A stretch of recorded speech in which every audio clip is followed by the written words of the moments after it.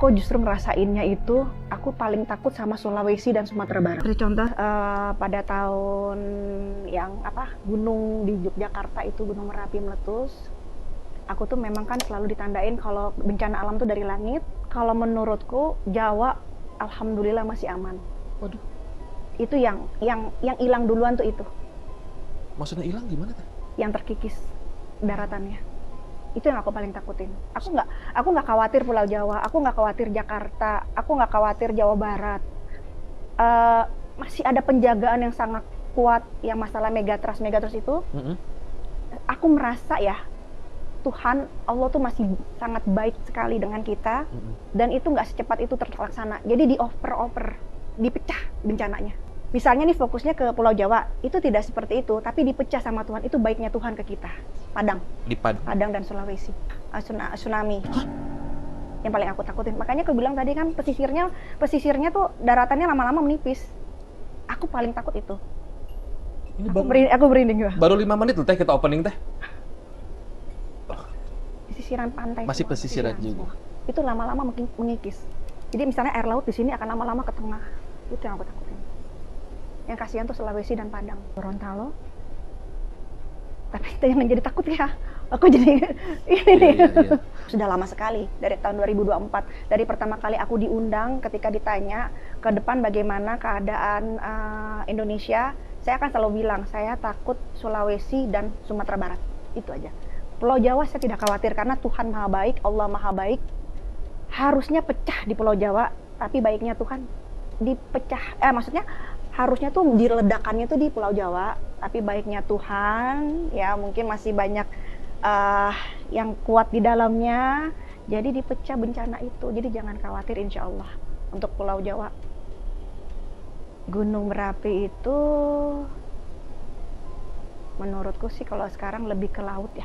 Saya itu paling takut kalau ada pemerintahan yang dikasih tanggung jawab di suatu kota yang tidak jauh dari laut seperti Bali, seperti Pelabuhan Ratu. Karena bila mana terjadinya korupsi, terjadinya penyalahgunaan uang, pasti akan banyak bencana di situ. Saya kasihan malah penduduk-penduduk yang tidak tahu apa-apa, yang benar-benar dia hanya hidupnya nyari nafkah, yang hanya berpikir besok makan apa. Justru mereka-mereka yang kasihan. Nah, itu yang harus sebenarnya di awal harus dibersihkan tuh itu. Contohnya, saya itu kan sering bolak-balik ke Pelabuhan Ratu.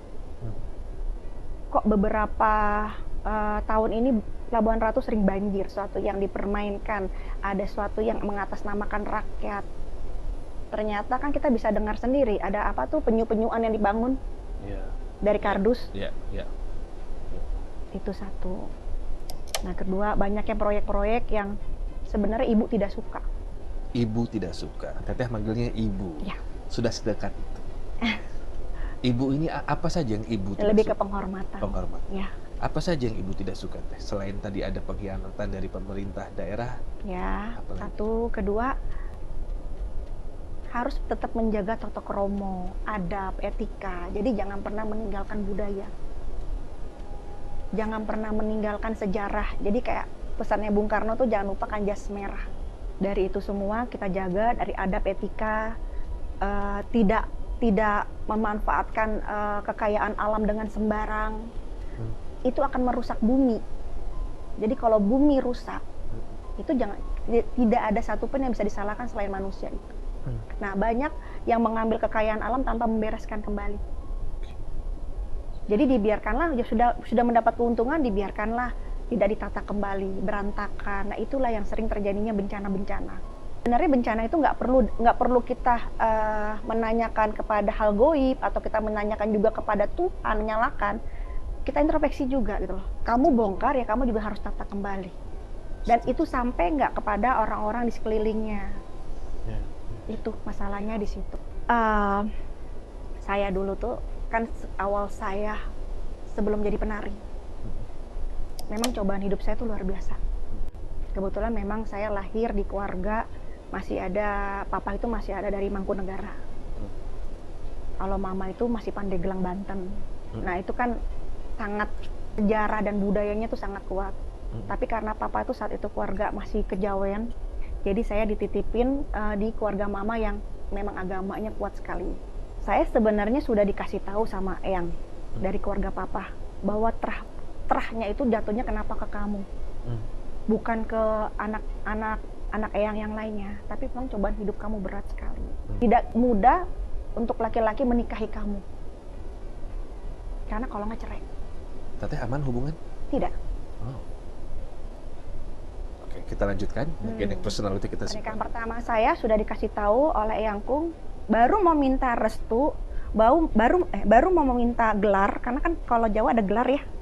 Baru mau izin minta basahan, Eyang langsung ngomong gini, Dok, kamu akan cerai muda, kamu jadi janda muda. And it happened, terjadi. 5 bulan. Hah? Karena yang tidak setuju bukan manusia, tapi yang di atas terus garis lurus. 5 bulan teh? Ya.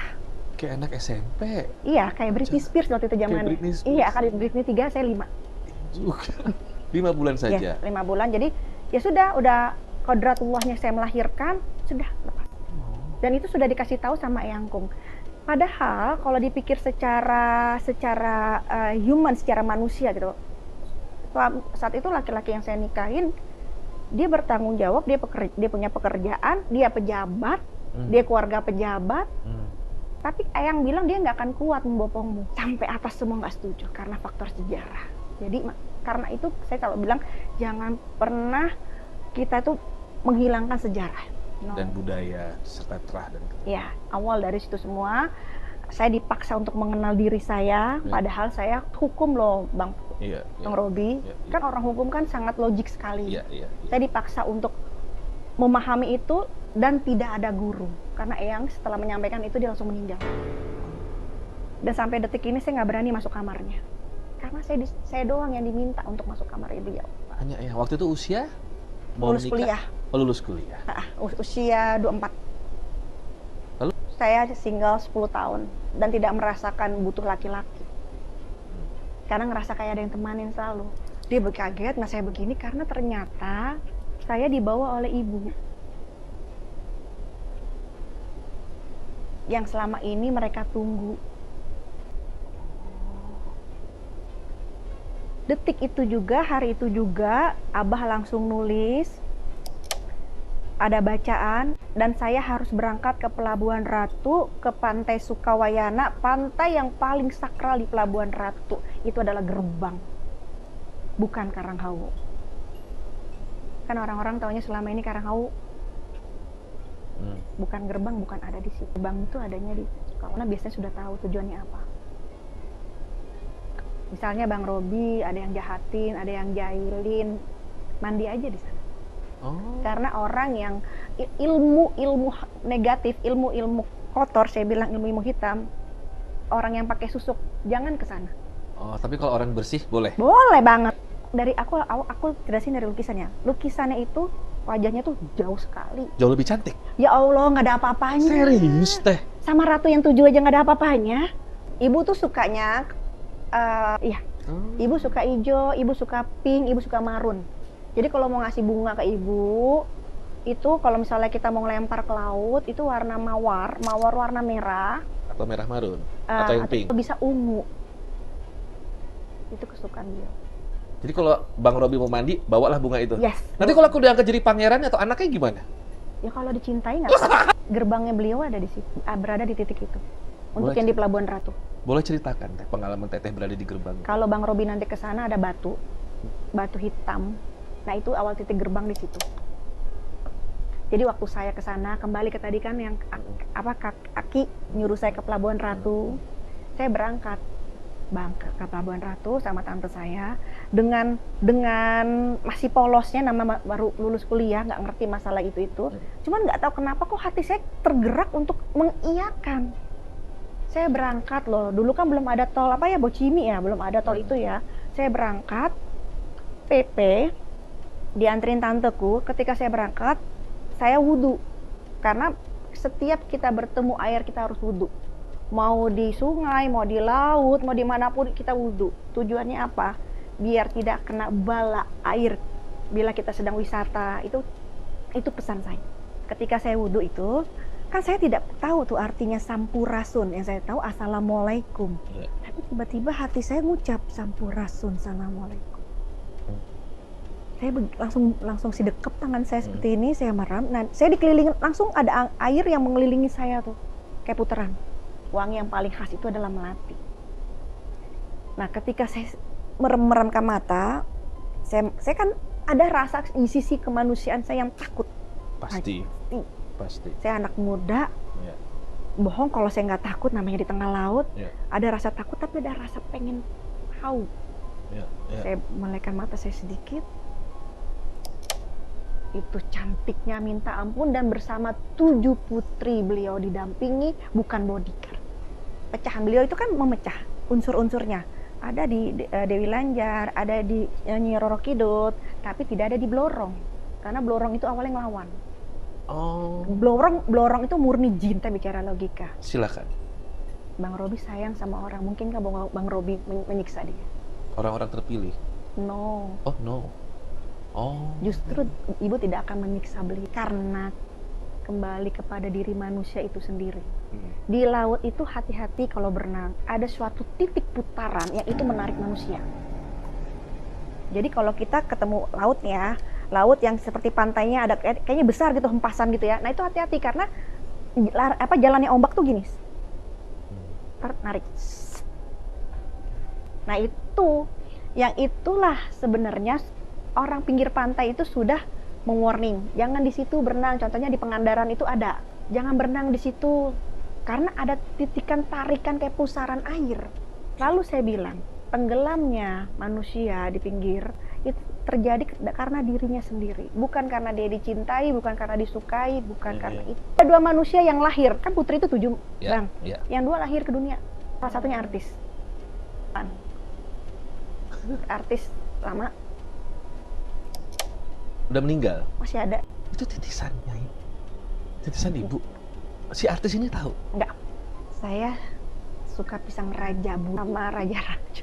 Contohnya yang Prabu Siliwangi. Bukan pisang biasa ya, pisang raja bulu warna oranye. Ada satu laki-laki yang menyebarkan. Laki-laki. Dan itulah dia selebriti, tapi pembawaannya agak lenggok. Ini hati-hati sama dia. Dan Teteh melihatnya dia sengaja menyebarkan kepada pemain-pemain baru. Jadi harus hati-hati. Aku lebih lihat harus lebih hati-hati artis laki-laki. Karena maraknya di situ. Pernikahan yang diam-diam yang banyak. Ya. Atau tidak mau dipublish karena masalah ya pamoritas. Banget yang memang disimpan nama pejabat tuh banyak sekali. Lebih rapi kalau masalah itu lebih rapi, tapi memang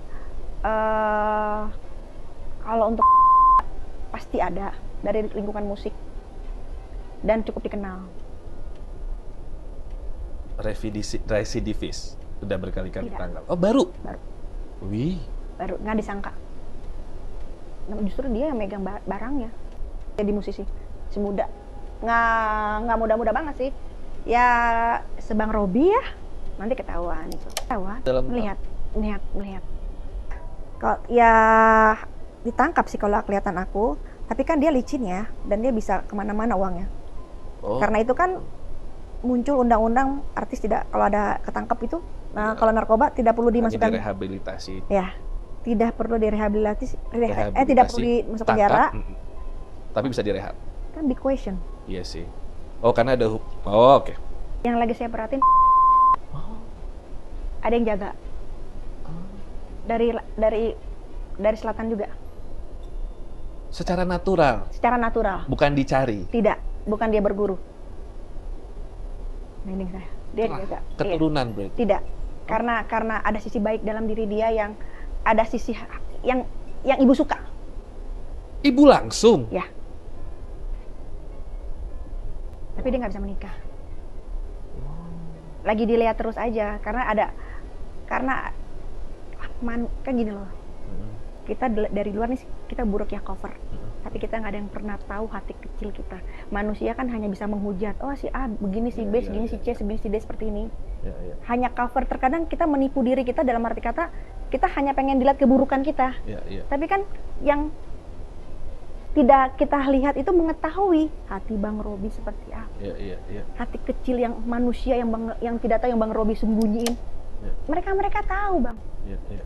Dan itu adalah sebuah energi yang kuat narik. Iya. Makanya kalau kita meninggal, yang kita butuhkan hati. Sekarang kita ibadah nih, tunggang-tungging sholat, tapi hati kita Busuk. nggak mencerminkan itu. Ya. Tidak ada artinya. Banyak manusia zaman sekarang itu menutupkan cover dengan kesucian itu dengan atribut-atribut pakaian, dengan atribut ya keagamaan seperti Ya. itu. Tapi lama-lama juga malaikat gerah ya melihatnya. Makanya dibongkar banyak-banyak yang ponpes lah, pelecehan seksual. Jadi kita minta sama Allah terus tutup ya Allah. Iya, itu doa saya Karena juga. Ustaz. sekarang lebih vulgar untuk membongkar Benar. laki-laki. Oh iya. Tapi bukannya yang sengaja semerta-merta untuk betapa gitu. Terah.